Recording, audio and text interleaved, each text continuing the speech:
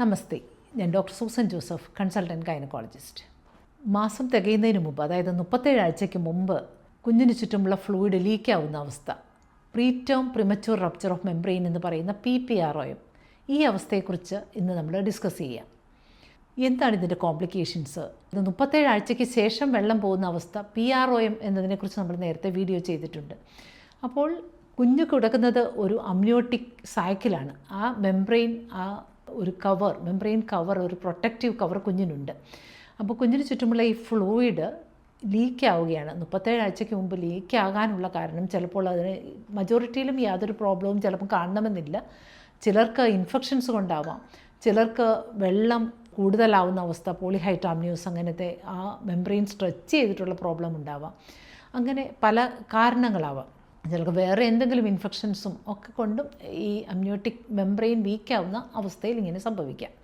അപ്പോൾ നമ്മളിത് വെള്ളം പോവുകയാണ് എന്ന് മനസ്സിലായാൽ, അതായത് ചിലർക്കത് യൂറിനാണോ എന്ന് സംശയം ഉണ്ടാവും, ചിലർക്ക് ഡിസ്ചാർജ് ആണോ എന്ന് പേടിയുണ്ടാവാം. കുഞ്ഞിന് ചുറ്റുമുള്ള ഫ്ലൂയിഡാണോ പോകുന്നതെന്ന് ഉറപ്പിക്കാനായിട്ട് നമ്മൾ പറയും ഒരു ക്ലീൻ ആയിട്ടുള്ള, നീറ്റായിട്ടുള്ള ഒരു പാഡ് ഉപയോഗിക്കുക.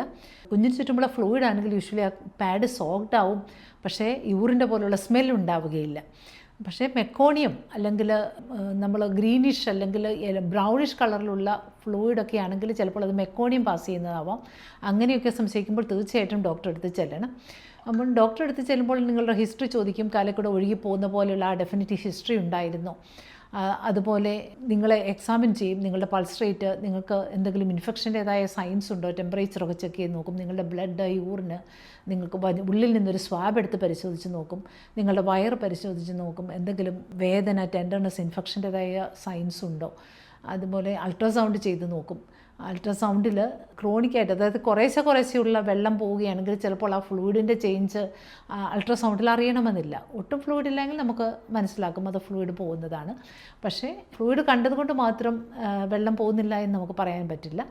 അപ്പോൾ ആ സമയത്ത് ഉള്ളു പരിശോധിച്ച് നോക്കുമ്പോൾ ഒരു സ്പെക്കുലം വെച്ച് ഡോക്ടർ യോനിക്കകം ഒരു സ്റ്റെറൈലായിട്ടുള്ള ഇൻസ്ട്രുമെൻറ്റ് വെച്ച് യോനിക്കകം ഇൻസ്പെക്റ്റ് ചെയ്ത് നോക്കുമ്പോൾ വെള്ളം പോകുന്നത് പുറത്തേക്ക്, ഈ യൂട്രസിൻ്റെ നെക്കിൽ വഴി പുറത്തേക്ക് വെള്ളം വരുന്നുണ്ടെങ്കിൽ അത് ഉറപ്പിക്കാം വെള്ളം പോവുകയാണ്.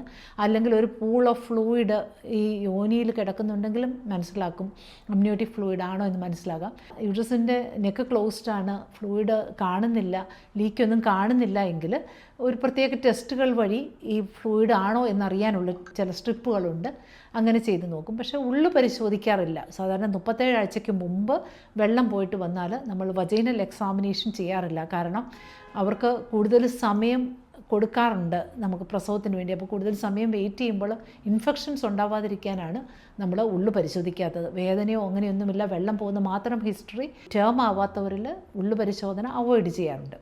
പിന്നെ 24 ആഴ്ച മുതൽ 37 ആഴ്ച വരെയുള്ള സമയമാണ് ഇങ്ങനെ വെള്ളം പോകുന്ന ഈ PPROMൻ്റെ പീരീഡ്. അപ്പോൾ ഈ സമയത്തുള്ള ഔട്ട്കം, ഇതിൻ്റെ മാനേജ്മെൻ്റ് എല്ലാം, നമ്മൾ എത്ര വീക്ക് പ്രഗ്നൻസി ഉണ്ട്, നിങ്ങൾക്ക് ഇൻഫെക്ഷൻസിൻ്റെ എന്തെങ്കിലും പ്രോബ്ലം ഉണ്ടോ, നിങ്ങൾക്ക് നേരത്തെ എന്തെങ്കിലും ഗ്രൂപ്പ് ബി സ്ട്രെപ്റ്റോകോക്കസ് ഒക്കെ പോലെയുള്ള ഇൻഫെക്ഷൻ ഉണ്ടോ, അങ്ങനത്തെ പ്രോബ്ലംസ് ഒന്നുമില്ല എങ്കിൽ നിങ്ങൾക്ക് എല്ലാ ബ്ലഡ് ടെസ്റ്റുകളിലും യൂറിനിലും എല്ലാം ഓക്കെയാണ്, വേറെ പ്രോബ്ലം ഇല്ല എങ്കിൽ വെയിറ്റ് ചെയ്യുന്ന ഒരു ഓപ്ഷൻ ഉണ്ട്. എക്സ്പെക്റ്റൻറ്റ് മാനേജ്മെൻ്റ് ആണ് ഐഡിയൽ ഓപ്ഷൻ. വേറെ ഒന്നും ചെയ്യാറില്ല. 28 ആഴ്ചയ്ക്ക് ശേഷം കുഞ്ഞ് ഓക്കെ ആണെന്ന് അറിയാനുള്ള NST പരിശോധനകൾ ഇടയ്ക്കിടയ്ക്ക് ചെയ്യുക. സ്വാബ് എല്ലാം 3 ദിവസം കൂടുമ്പോഴും ചെക്ക് ചെയ്ത് നോക്കും. ബ്ലഡ് ടെസ്റ്റുകൾ റിപ്പീറ്റ് ചെയ്യും. അൾട്രാസൗണ്ട് ആവശ്യം എന്നുണ്ടെങ്കിൽ നോക്കും.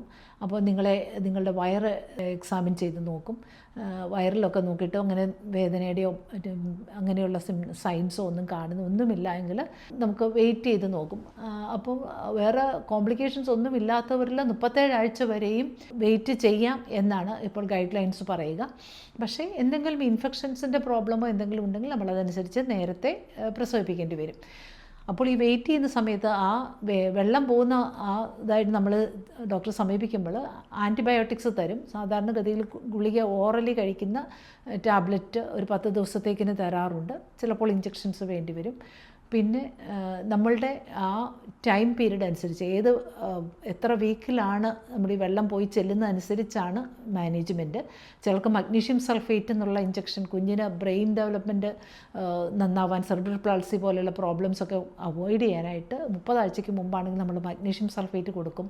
ഇതുപോലെ പ്രസവിക്കാനായിട്ട് സാധ്യതയുണ്ടെങ്കിൽ സ്റ്റിറോയിഡിൻ്റെ 2 ഇഞ്ചക്ഷൻ ചിലപ്പോൾ എടുക്കേണ്ടി വരും.